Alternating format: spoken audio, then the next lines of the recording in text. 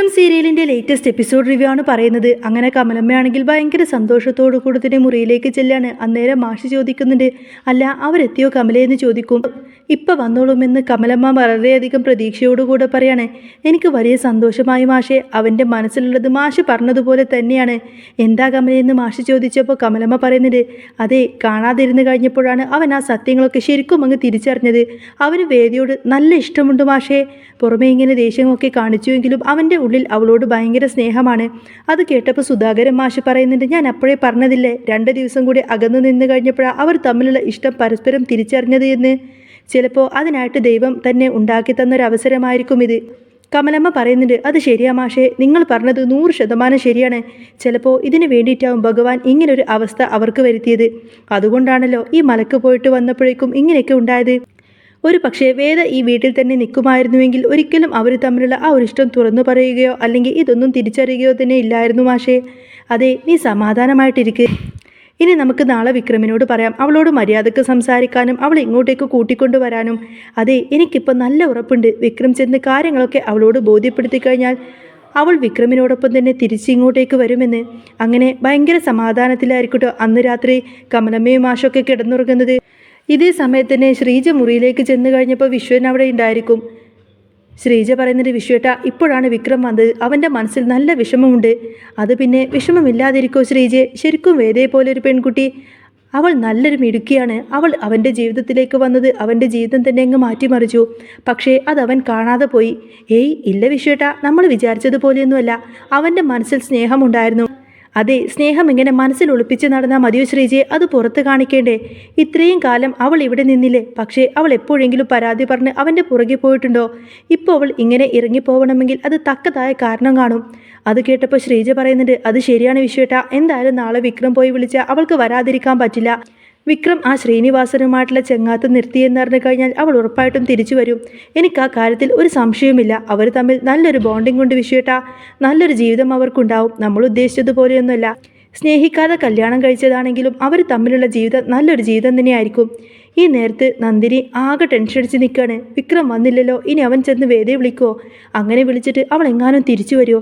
അതൊക്കെ ആലോചിച്ചിട്ട് നന്ദിനിക്കാണെങ്കിൽ ഉറക്കം പോലും വരുന്നില്ല. ഒടുവിൽ വിനായകനെ കുത്തിയങ്ങ് എഴുന്നേൽപ്പിച്ചു. വിനായകേട്ടാ ഒന്ന് എഴുന്നേറ്റ്.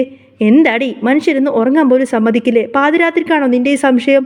അതെ, പിന്നെ ഇനി വേദ എങ്ങാനും ഇങ്ങോട്ടേക്ക് തിരിച്ചു വരുമോ എന്ന് ചോദിച്ചതാണ്. തിരിച്ചു വരുമെന്നോ? എന്താ നീ വല്ല സ്വപ്നവും കണ്ടോ? അതല്ല വിനേട്ട, ഇനിയിപ്പോൾ വിക്രം എങ്ങാനും അവളെ ചെന്ന് വിളിച്ചാലോ? ശ്രീനിവാസനുമായിട്ട് കൂട്ടുനിർത്തിയെന്ന് പറഞ്ഞാൽ അവൾ വരാതിരിക്കില്ലല്ലോ. വരുമായിരിക്കും. വരികയാണെങ്കിൽ തന്നെ ഇങ്ങോട്ടേക്ക് വരട്ടെ. ഓ, അപ്പോൾ നിങ്ങൾക്ക് വലിയ ആഗ്രഹമാണല്ലേ അവൾ ഇങ്ങോട്ടേക്ക് വരണമെന്ന്? ദേ, അവൾ ഇങ്ങോട്ടേക്ക് തിരികെ വരാതിരിക്കാൻ വേണ്ടിയിട്ടാണ് ഞാനിവിടെ പ്രാർത്ഥിച്ചുകൊണ്ടിരിക്കുന്നത്.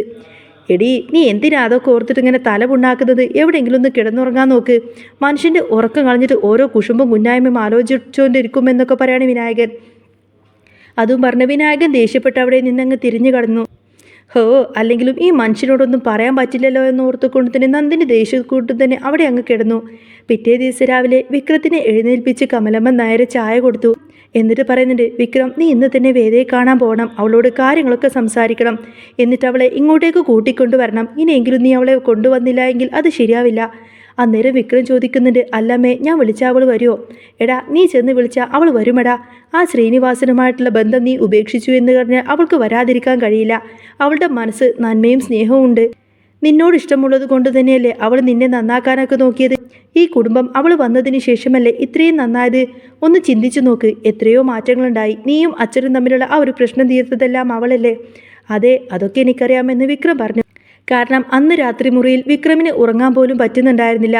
ഓരോന്നങ്ങനെ ആലോചിച്ചു കൂട്ടിയിരിക്കുകയായിരുന്നു. വിക്രം ചിന്തിച്ചു, ശരിയാണ്, അവൾ വന്നതിന് ശേഷം എനിക്ക് ഒരുപാടധികം മാറ്റങ്ങളുണ്ടായിട്ടുണ്ട്. അവളുടെ ഓർമ്മകൾ വന്നപ്പോൾ അവന് സഹിക്കാൻ പറ്റുന്നില്ല. അവളുടെ ഫോട്ടോയൊക്കെ ഫോണിൽ നോക്കിയിട്ട് അവനിങ്ങനെ സങ്കടപ്പെട്ടിരിക്കുകയാണ്. എന്തിഷ്ടമായിരുന്നു അവൾക്ക് എന്നോട്. ഞാൻ ഒരിക്കൽ പോലും അവളോട് ഒരു ദയ കാണിച്ചിട്ടില്ല. എപ്പോഴും ഒരു വെട്ടുപോതിന് പോലെയാണ് ഞാൻ അവളോട് പെരുമാറിയിട്ടുള്ളത്. അവൾ എന്നെ എപ്പോഴും അങ്ങനെയാണ് വിളിച്ചിട്ടുള്ളത്. ആ വിളി കേൾക്കാൻ തന്നെ നല്ല രസമായിരുന്നു. അച്ഛമ്മ എന്നെ എപ്പോഴും ഉപദേശിക്കുമായിരുന്നു, ഇങ്ങനെയൊന്നും ചെയ്യരുത് എന്ന്. പക്ഷേ അപ്പോൾ എനിക്കതൊരു കുസൃതിയായിട്ടേ തോന്നിയിട്ടുള്ളൂ. അവളുമായിട്ട് വഴക്കിടുമ്പോൾ ഒരു പ്രത്യേക സുഖമായിരുന്നു മനസ്സിൽ. അത് സ്നേഹം കൊണ്ടുള്ള സന്തോഷമായിരുന്നു. അവൾക്കൊരു പോറൽ പറ്റിയാൽ എനിക്കത് സഹിക്കാനാവില്ല. പക്ഷേ ഒരിക്കലും ആ ഇഷ്ടം ഞാൻ അവളോട് തുറന്നു പറഞ്ഞിട്ടില്ല. ഇതൊക്കെ ഓർത്തിട്ട് വിക്രമിനാണെങ്കിൽ ഭയങ്കര സങ്കടം വരുന്നുണ്ട്. കണ്ണൊക്കെ നിറഞ്ഞൊഴുകാൻ തുടങ്ങി. ഏയ്, എത്രയും പെട്ടെന്ന് തന്നെ പോയിട്ട് അവളെ കൂട്ടിക്കൊണ്ടുവരണം. അവിടെ നിർത്താനൊന്നും പാടില്ല. ശ്രീനി സാറുമായിട്ടുള്ള ആ ഒരു പ്രശ്നമാണെങ്കിൽ ഞാനത് സംസാരിച്ച് മാറ്റിക്കോളാം. വിക്രം തീരുമാനിച്ച് അവിടെ നിന്നും ഇറങ്ങി. ഇറങ്ങുന്ന നേരം തന്നെ ശ്രീജ വന്ന് പറയുന്നുണ്ട്, വിക്രം എങ്ങനെയെങ്കിലും അവളെ ഇങ്ങോട്ടേക്ക് കൂട്ടിക്കൊണ്ടുവരണേ, ബാക്കി കാര്യങ്ങളൊക്കെ ഞങ്ങൾ പറഞ്ഞ് മനസ്സിലാക്കിക്കൊള്ളാമെന്ന് പറയും. അവിടെ ചെന്നിട്ട് നീ ഒരിക്കലും വാശി പിടിക്കരുത്, കുറച്ച് വിട്ടുവീഴ്ച ചെയ്യേണ്ടി വന്നാൽ അതങ്ങ് ചെയ്തോളണം. അങ്ങനെ വലിയ പ്രതീക്ഷയോട് കൂടി തന്നെ വിക്രം വേദയെ കൂട്ടിക്കൊണ്ടുവരാൻ വേണ്ടിയിട്ട് അവിടെ നിന്നും ഇറങ്ങി. ഇതേ സമയം രാത്രി വേദക്കും ഉറക്കമില്ലായിരുന്നു. വിക്രത്തിൻ്റെ ചിന്തകളായിരുന്നു മനസ്സിൽ. കണ്ണടച്ചാൽ വിക്രമാണ് മുന്നിലേക്ക് വരുന്നത്. പക്ഷേ പെട്ടെന്ന് വിട്ടുകൊടുക്കാനും വേദ തയ്യാറല്ലായിരുന്നു. വിക്രമിൻ്റെ അടുത്തേക്ക് പോകണം, നമ്മളെ ആർക്കും പിരിക്കാൻ പറ്റില്ല. പക്ഷേ അതിനു മുൻപ് കുറച്ച് കാര്യങ്ങളൊക്കെ ചെയ്തു തീർക്കാനുണ്ട്. തൻ്റെ ഏട്ടൻ ശ്രീകാന്തിനെയും ചന്ദ്രശേഖരനെയും ഒരു പാഠം പഠിപ്പിക്കണം. അതിനു വേണ്ടിയിട്ടാണല്ലോ അങ്ങോട്ടേക്ക് തിരിച്ച് വേദ വന്നിട്ടുള്ളത്. മുള്ളിനെ മുള്ളുകൊണ്ട് തന്നെ എടുക്കണം. വേദ രാവിലെ തന്നെ കോടതിയിൽ പോവാൻ റെഡിയായി. വീട്ടിലിരുന്ന് കഴിഞ്ഞാൽ ടെൻഷൻ കൂടും. ആ സമയത്താണ് വിക്രം അങ്ങോട്ടേക്ക് വരുന്നത്. വിക്രം വന്നപ്പോൾ വാതിൽ തുറന്നു കൊടുക്കുന്നത് പത്മമായിരിക്കും. വിക്രമിനെ കണ്ടപ്പോൾ പത്മം ചോദിക്കുന്നുണ്ട്, എന്താ വിക്രം എന്ന്. എനിക്ക് വേദയൊന്ന് കാണണം, എനിക്ക് അവളോടൊന്ന് സംസാരിക്കണം. വർഷ ആരാ അമ്മയെന്ന് ചോദിച്ചു വന്നു. വിക്രത്തെ കണ്ടതും അവൾ ആകെ അന്താളിപ്പായി. അവളെ കൊണ്ടുപോകാൻ വന്നതാകുമോ എന്ന് പേടിച്ച് വർഷ ഉള്ളിലേക്ക് പോയി ശ്രീകാന്തിനോട് പറഞ്ഞു, ആ വിക്രം അവിടെ വന്നിട്ടുണ്ട്. വിക്രമോ എന്ന് ചോദിച്ച് ശ്രീകാന്ത് വേഗം തന്നെ പെട്ടെന്ന് അങ്ങോട്ടേക്ക് ഓടി വന്നു. പത്മവും വിക്രവും സംസാരിച്ച് നിൽക്കായിരിക്കും. അപ്പോഴേക്കും ശ്രീകാന്ത് വന്ന് ചോദിക്കുന്നുണ്ട്, എന്താടാ നീ എന്തിനാടാ ഇങ്ങോട്ടേക്ക് വന്നത്? എനിക്ക് വേദയോടൊന്ന് സംസാരിക്കണമെന്ന് വിക്രം പറയാണ്. ഓ, സംസാരിക്കണം പോലും? എന്തിനാടാ? നിന്നെ വേണ്ടെന്ന് പറഞ്ഞ് അവൾ അവിടെ നിന്നും പോന്നതല്ലേ. പിന്നെ നിനക്കിനിയും എന്താ അവളോട് സംസാരിക്കാനുള്ളത്? വിക്രം പറയുന്നത്, എനിക്ക് സംസാരിക്കണം. എൻ്റെ ഭാര്യയാണ് അവൾ. പിന്നെ ഭാര്യയാണെന്ന്. എടാ, നിന്റെ ഭാര്യയാണെങ്കിൽ നീ പറഞ്ഞിട്ടൊന്നും കാര്യമില്ല. അവൾക്ക് നിന്നെ വേണ്ടല്ലോ, അതുകൊണ്ടല്ലേ അവൾ ഇങ്ങോട്ടേക്ക് വന്നത്. ഇനി ആ പേരും പറഞ്ഞ് ഇവിടെ നിന്ന് ഷോ ഇറക്കാമെന്ന് വിചാരിക്കണ്ട, വെറുതെ പോവില്ല നീ. വിക്രം പറഞ്ഞു, ഞാൻ കെട്ടിയ താലി അവളുടെ കഴുത്തിലുണ്ടെങ്കിൽ അവളോട് ഞാൻ സംസാരിക്കും. അത് ഞാൻ സംസാരിച്ചിട്ടേ ഇവിടെ നിന്നും പോവുള്ളൂ എന്ന് പറഞ്ഞിട്ട് വിക്രം വാശി പിടിക്കും. ഓഹോ, നിനക്ക് അത്രമാത്രം അഹങ്കാരാണോ? എങ്കിൽ ആ താലി അങ്ങ് പിടിച്ച് പൊട്ടിച്ച് വലിച്ച് നിന്റെ മുഖത്തേക്ക് എറിയാൻ ഞങ്ങൾക്കറിയാഞ്ഞിട്ടല്ല.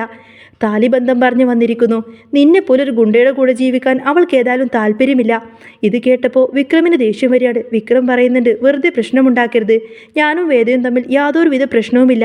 പക്ഷേ അവൾ അവിടെ നിന്നും പോയതിന് പിന്നിൽ വേറെ എന്തോ കാരണമുണ്ട്. എനിക്ക് നല്ല സംശയമുണ്ട്. അതെനിക്കറിയണം.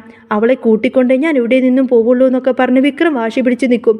ഹോ, നീ സംസാരിക്ക്, ഒന്ന് കണ്ടു നോക്കട്ടെ എന്ന് പറഞ്ഞ് ശ്രീകാന്ത് ദേഷ്യപ്പെട്ടു. വിക്രം അവിടെ നിന്നും വേദയെ വിളിച്ചു. ഉള്ളിലിരുന്ന് വേദ അത് കേൾക്കുന്നുണ്ടായിരുന്നു. അപ്പോൾ ശ്രീകാന്ത് വന്ന് വിക്രമിനെ പിടിച്ചങ്ങ് തള്ളി. വിക്രം വിട്ടുകൊടുത്തില്ല. അങ്ങനെ അവിടെ ഉന്തും തള്ളുമായി. പത്മം വേണ്ട എന്ന് പറഞ്ഞുവെങ്കിലും ശ്രീകാന്ത് കേട്ടില്ല. ഒടുവിൽ വിക്രമിനെ തള്ളിയിട്ട് അവൻ അങ്ങ് താഴേക്ക് വീണു.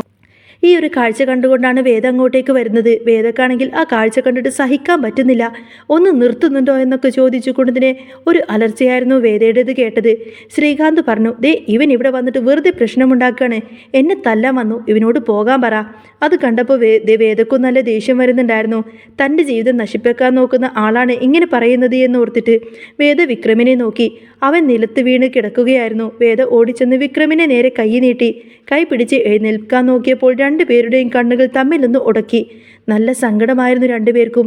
ആ നിമിഷം വിക്രമത്തോടൊപ്പം തന്നെ പോവാൻ വേദക്ക് തോന്നിയെങ്കിലും പക്ഷേ അതിന് പറ്റില്ല.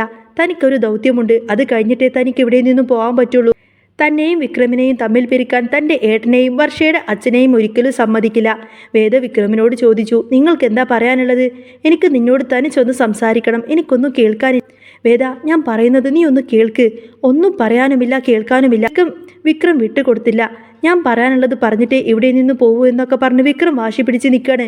അന്നേരം പത്മവും വർഷയും ഉള്ളിലേക്ക് പോയി. ഇവർ സംസാരിച്ച പണിയാകുമോ എന്ന് ശ്രീകാന്തിന് പേടിയുണ്ടായിരുന്നു. വിക്രം പറഞ്ഞു, വേദ, ശ്രീനിവാസനുമായിട്ടുള്ള കൂട്ടുകെട്ടാണല്ലോ നിന്റെ പ്രശ്നം. ഇനി ഞാൻ അയാളുമായിട്ട് യാതൊരുവിധ ബന്ധത്തിനും പോകുന്നില്ല. നീ പറയുന്നത് പോലെ തന്നെ നിന്നോടൊപ്പം ഞാൻ നിന്നോളാം. നീ തിരിച്ചു വരണം. നീ വീട്ടിലേക്ക് തന്നെ തിരിച്ചു വരണം. നീയില്ലാതെ എനിക്കവിടെ പറ്റില്ല വേദ. വേദ പറഞ്ഞു, ഓ, അങ്ങനെ പറയാനാണോ നിങ്ങൾ ഇങ്ങോട്ടേക്ക് വന്നത്? ഇതിന് ബുദ്ധിമുട്ടേണ്ട. ഇപ്പം തന്നെ നിങ്ങളിവിടെ നിന്നും പോവാൻ നോക്ക്. വേണ്ടാന്ന് പറഞ്ഞില്ലേ എന്ന് പറഞ്ഞ് വേദ ദേഷ്യപ്പെട്ട് ഉള്ളിലേക്ക് അങ്ങ് പോയിട്ട് കഥ കടച്ചു. വിക്രമിന് നല്ല വിഷമമായിരുന്നു. പക്ഷേ കഥ കടച്ചു കഴിഞ്ഞതിന് ശേഷം വേദ ഉള്ളിൽ പോയിട്ട് സങ്കടപ്പെട്ടിങ്ങനെ പൊട്ടിക്കരയായിരുന്നു. വേദ ഇത്രയും തന്നെ ആട്ടിപ്പായിക്കണമെങ്കിൽ ഇതിന് പിന്നിൽ എന്തോ വലിയ കാരണമുണ്ട് എന്ന കാര്യം വിക്രമിന് തോന്നി. അധികകാലം ഇങ്ങനെ മുന്നോട്ട് പോകാൻ പറ്റില്ല എന്ന് വേദക്കും അറിയാമായിരുന്നു. എത്രയും പെട്ടെന്ന് തന്നെ ശ്രീകാന്തിൻ്റെയും ചന്ദ്രശേഖരൻ്റെയും കള്ളത്തരങ്ങളെല്ലാം തന്നെ പുറത്തു കൊണ്ടുവരണം. അതിനുശേഷം വിക്രമിൻ്റെ കൂടെ തിരിച്ച് വീട്ടിലേക്ക് പോകാമെന്നൊക്കെയായിരിക്കും വേദ ചിന്തിക്കുന്നത്. അങ്ങനെ വേദ വാതിലടച്ചു കഴിഞ്ഞപ്പോൾ വിക്രം ആകെ തകർന്നുപോയി. പത്മത്തിൻ്റെയും വർഷയുടെയും പുച്ഛം നിറഞ്ഞ നോട്ടങ്ങൾ അവനെ ചുട്ടുപൊള്ളിച്ചു. ശ്രീകാന്ത് ഒരുമാതിരി വിജയച്ചിരിയോടുകൂടെ തന്നെ വിക്രമിനെ നോക്കി നിന്നു. കണ്ടില്ലേടാ, നിനക്കുള്ള മറുപടി അവൾ തന്നു കഴിഞ്ഞു. ഇനിയെങ്കിലും അന്തസ്സുണ്ടെങ്കിൽ ഇവിടെ നിന്നും ഇറങ്ങിപ്പോവാൻ നോക്ക്, ശ്രീകാന്ത് ആക്രോശിച്ചു. വിക്രം ഒന്നും മിണ്ടാന്ന മുറിവേറ്റ സിംഹത്തെ പോലെ ആ വീടിൻ്റെ പടിയിറങ്ങി. അവൻ്റെ ഉള്ളിൽ സങ്കടത്തേക്കാൾ ഉപരി വല്ലാത്തൊരു ഉറപ്പായിരുന്നു. വേദ തന്നെ വെറുക്കുന്നില്ല, അവൾ എന്തോ വലിയൊരു കെണിയിൽപ്പെട്ടിരിക്കുകയാണ്. ഇതേ സമയം അകത്ത മുറിയിൽ വേദ നെഞ്ചു പൊട്ടിക്കരയായിരുന്നു. വിക്രമിൻ്റെ ആ തളർന്ന മുഖം അവളുടെ കൺമുന്നിൽ നിന്നും മായുന്നില്ല. പക്ഷേ അവൾക്കിപ്പോൾ തളരാൻ പറ്റില്ല. അവൾ കണ്ണു തുടച്ച് എഴുന്നേറ്റു. എൻ്റെ വിക്രമേട്ടനെ തല്ലിയ കൈകൾക്ക് ഞാൻ മറുപടി കൊടുക്കും, അവൾ സ്വയം പറഞ്ഞു. അവൾ ഉടനെ തന്നെ തൻ്റെ ഫോണെടുത്ത് ഒരു രഹസ്യ നമ്പറിലേക്ക് വിളിച്ചു. അത് വിക്രമിൻ്റെ വിശ്വസ്തനായ സുഹൃത്തിൻ്റേതായിരുന്നു. വിക്രം അറിയാതെ ശ്രീനിവാസൻ്റെ ബിസിനസ് ഇടപാടുകളെക്കുറിച്ചുള്ള വിവരങ്ങളെല്ലാം ശേഖരിക്കാൻ അവൾ നേരത്തെ തന്നെ ഏൽപ്പിച്ചിരുന്നു. എല്ലാം റെഡിയാണ് വേദ. ആ ചന്ദ്രശേഖരൻ വഴി ശ്രീകാന്ത് നടത്തിയ കള്ളപ്പണ ഇടപാടുകളുടെ രേഖകളെല്ലാം തന്നെ എൻ്റെ കയ്യിലുണ്ട്. മറുതലക്കൽ നിന്നും മറുപടി വന്നു. അടുത്ത ദിവസം കോടതിയിൽ ഒരു വലിയ ട്വിസ്റ്റ് തന്നെ കാത്തിരിക്കുന്നുണ്ടായിരുന്നു. വിക്രം ആകെ തളർന്ന് തൻ്റെ വീട്ടിലിരിക്കുമ്പോഴാണ് ടി വിയിൽ ആ ഒരു വാർത്ത വരുന്നത്. പ്രമുഖ വ്യവസായി ശ്രീകാന്തിൻ്റെയും പങ്കാളി ചന്ദ്രശേഖരൻ്റെയും അനധികൃത സ്വത്തുക്കളെല്ലാം തന്നെ പോലീസ് കണ്ടുകിട്ടി. ഇതിനു പിന്നിൽ പ്രവർത്തിച്ചത് പ്രശസ്ത അഭിഭാഷകയായ വേദ ശങ്കരനാരായണനാണെന്നാണ് സൂചന. ആ വാർത്ത കേട്ട് വിക്രമും കുടുംബവും ആകെ ഞെട്ടിപ്പോയി. വിക്രം പിന്നെ ഒന്നും ആലോചിച്ചില്ല, നേരെ വേദയുടെ അടുത്തേക്ക് പാഞ്ഞു. ശ്രീകാന്തിൻ്റെ വീടിന് മുന്നിൽ പോലീസ് ജീപ്പുകൾ കിടന്നു. ശ്രീകാന്തിനെയും ചന്ദ്രശേഖരനെയും പോലീസ് വിലങ്ങ് വെച്ച് കൊണ്ടുപോകുമ്പോൾ വേദ അവിടെ തലയുയർത്തി തന്നെ നിൽക്കുന്നുണ്ടായിരുന്നു. വിക്രം ഓടിച്ചെന്ന് അവളുടെ മുന്നിൽ നിന്നു. വേദയുടെ കണ്ണുകൾ നിറഞ്ഞൊഴുകുന്നുണ്ടായിരുന്നു. ഇതിനായിരുന്നോ നീ എന്നെ ഇത്രകാലം വേദനിപ്പിച്ചത്? വിക്രം വിതുമ്പിക്കൊണ്ട് ചോദിച്ചു. നിങ്ങളെയും ഈ കുടുംബത്തെയും ഇല്ലാതാക്കാൻ വേണ്ടി നോക്കിയവരുടെ മുഖംമൂടി എനിക്ക് അഴിക്കണമായിരുന്നു വിക്രമേട്ട. അതിനു വേണ്ടിയിട്ടാണ് കുറച്ചു കാലം നിങ്ങളിൽ നിന്നും ഞാൻ അകന്നു നിൽക്കേണ്ടി വന്നത്, വേദ തുറന്നു പറഞ്ഞു. വിക്രം അങ്ങനെ അവളെ ചേർത്ത് പിടിച്ചു. ആ നിമിഷം അവർക്കിടയിലെ എല്ലാ പരിഭവങ്ങളും അലിഞ്ഞങ്ങ് ഇല്ലാതായി. വിക്രമും വേദയും അങ്ങനെ എല്ലാ പ്രശ്നങ്ങൾക്ക് ശേഷവും സന്തോഷത്തോടു കൂടി തന്നെ വീട്ടിലേക്ക് കടന്നു വരുന്നത് കണ്ട് സുധാകരൻ മാഷിനും കമലമ്മക്കും ഭയങ്കര സന്തോഷമായിരുന്നു. നന്ദിനിയും വിനായകനും കമലമ്മയും എല്ലാം തന്നെ അങ്ങോട്ടേക്കെത്തി വേദയെ കെട്ടിപ്പിടിച്ചു. തിരികെ വീട്ടിലേക്ക് പോരുമ്പോൾ വിക്രം വേദയുടെ കാതുകളിൽ മന്ത്രിച്ചു. ഇനി ഒരു മുള്ളിനും നമ്മുടെ ഇടയിലേക്ക് വരാൻ ഞാൻ സമ്മതിക്കില്ലടോ എന്ന്. വിക്രമിൻ്റെ ആ ഒരു വാക്കുകൾ വേദയ്ക്ക് വല്ലാത്തൊരു ആത്മവിശ്വാസം നൽകി. അങ്ങനെ പവിത്രം സീരിയലിൽ ഇനി വരാൻ പോകുന്ന നല്ല സൂപ്പർ അടിപൊളി ത്രില്ലിംഗ് എപ്പിസോഡുകളൊക്കെ തന്നെയാണ് കേട്ടോ. അപ്പോൾ നിങ്ങൾക്ക് ഈ ഒരു ചാനൽ ഇഷ്ടമാവുകയാണെങ്കിൽ സബ്സ്ക്രൈബ് ചെയ്യാനും സപ്പോർട്ട് ചെയ്യാനും മറക്കല്ലേ. നെക്സ്റ്റ് വീഡിയോ ആയിട്ട് ഉടനെ വരാം. ബൈ.